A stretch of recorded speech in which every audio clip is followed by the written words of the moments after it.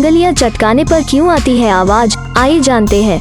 वैज्ञानिकों ने इसके 2 अलग अलग कारण बताए हैं। पहला कारण ये है कि उंगलियों के जोड़ के आसपास एक द्रव या फ्लूइड होता है जिसे साइनोवियल फ्लूइड भी कहा जाता है और इस फ्लूइड में एयर घुली होती है। इसके अलावा जब हम उंगलियों को जरूरत से ज्यादा मोड़ देते हैं तो वही एयर बुलबुलों के रूप में फ्लूइड से बाहर निकलती है।